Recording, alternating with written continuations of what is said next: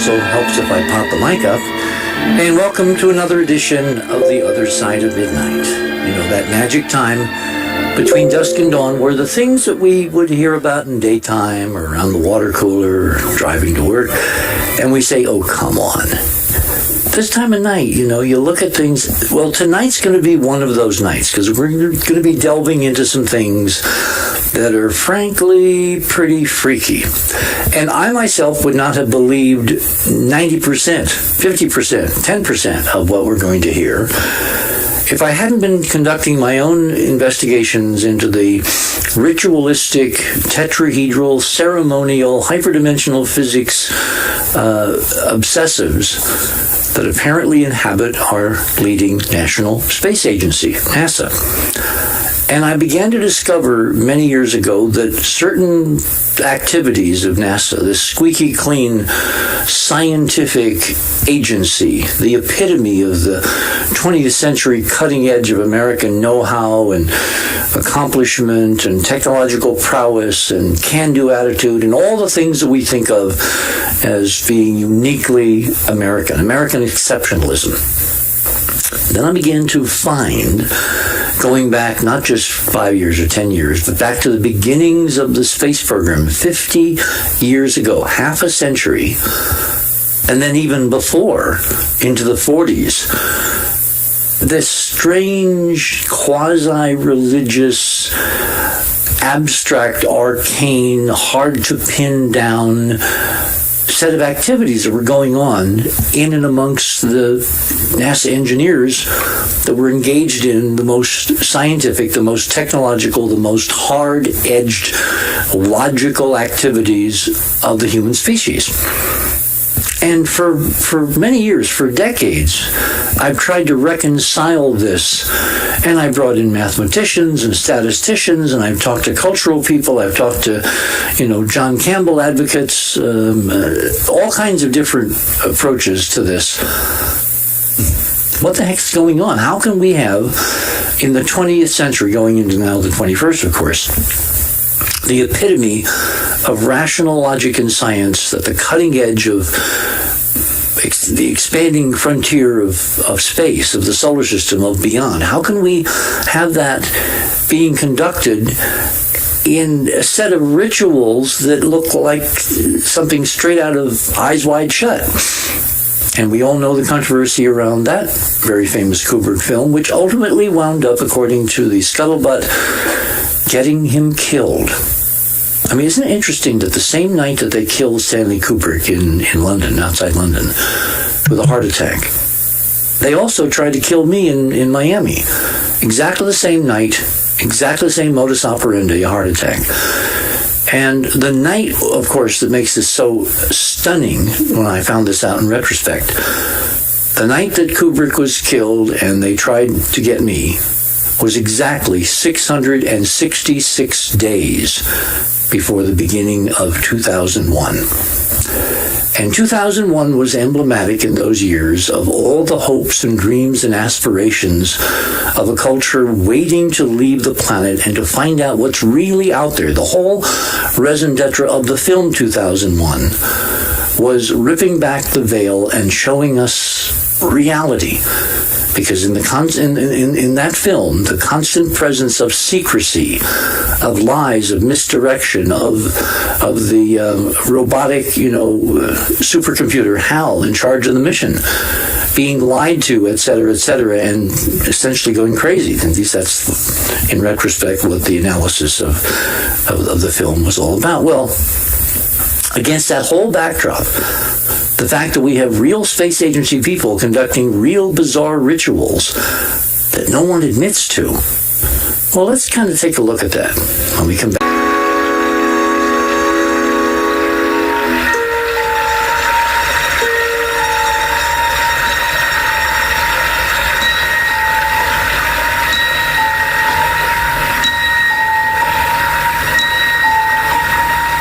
Hold your breath. Make a wish. Count to 3. Come with me, and you'll be in a world of pure imagination.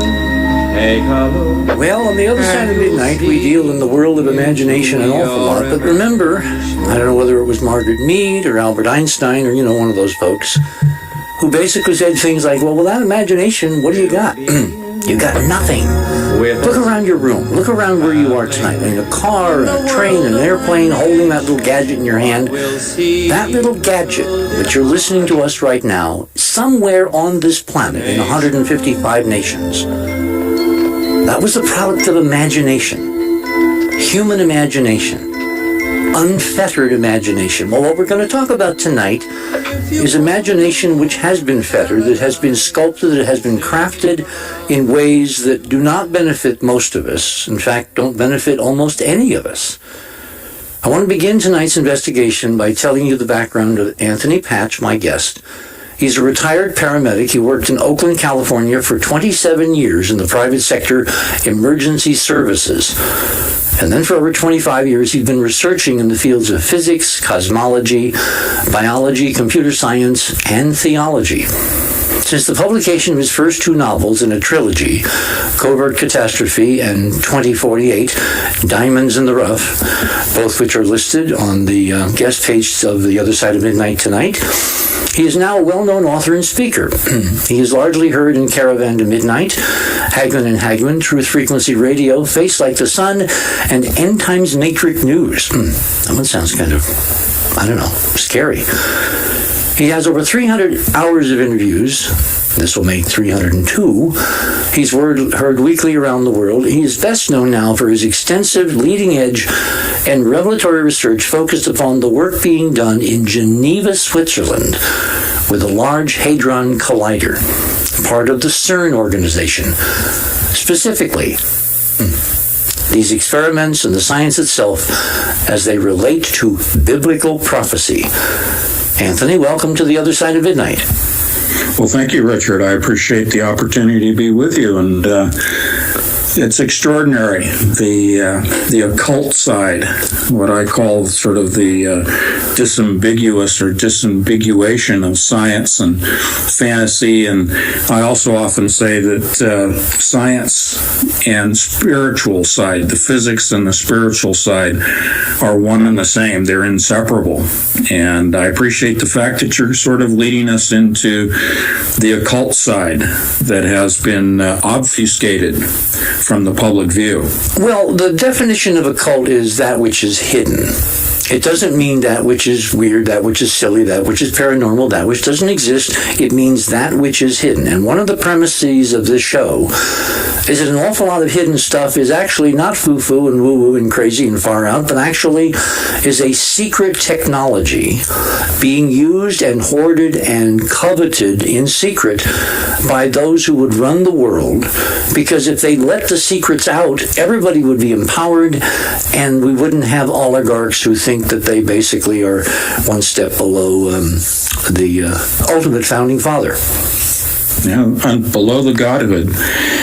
They do see themselves as gods. They think that they are, I believe that they're operating under the grand deception, the grand lie put forth by Satan in the Garden of Eden. I am a Christian. Those are the glasses that I look at science and the world through, is through the discernment that the Holy Spirit has given me.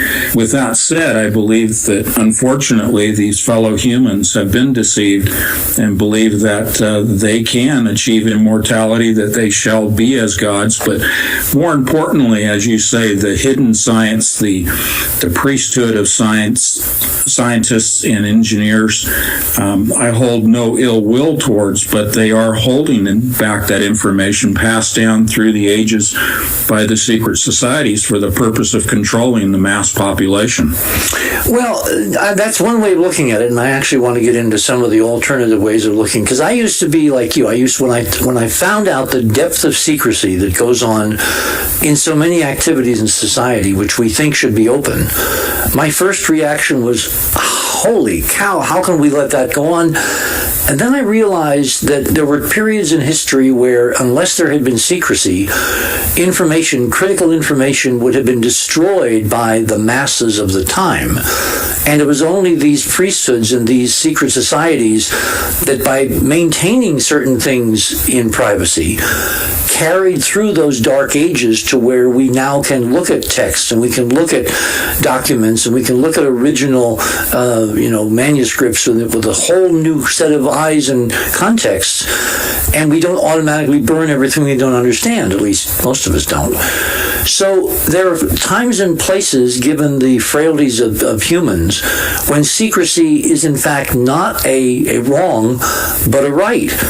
And I just kind of wonder what your thoughts are on that.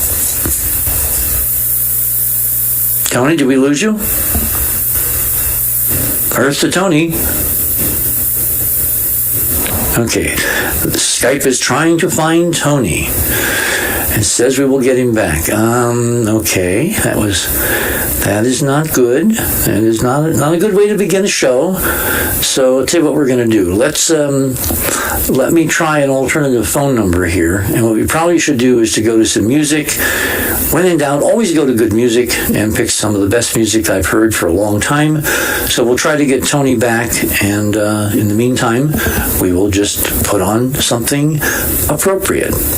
Maybe that imagination song again. That was actually kind of cool. So, Carlos, if you can pick up the cue, I will work to get Tony back on the air.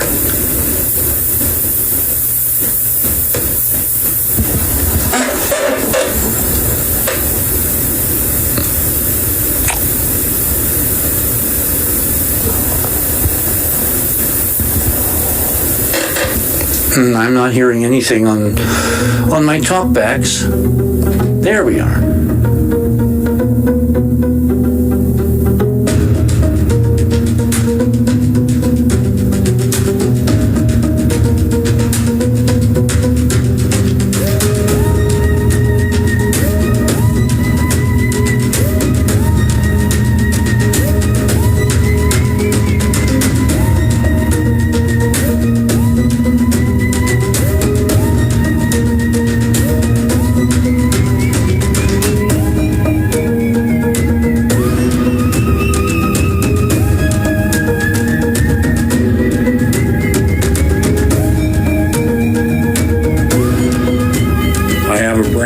High-speed internet system here, so I'm not sure what happened. Oh my gosh.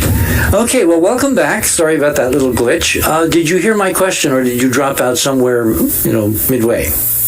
I'm sorry, I didn't hear the question. Okay, well, let's go back to square one. At what point in your life, as you were growing up, did you look around and say, things aren't exactly the way I've been told? I think I've been a contrarian since birth.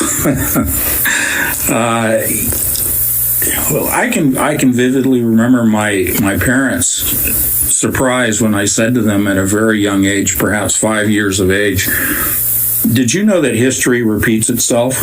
And they said, "Where did you hear that from?" I said, "I don't know. I just observed it." So I think I've been a critical observer since birth. It's perhaps in the DNA.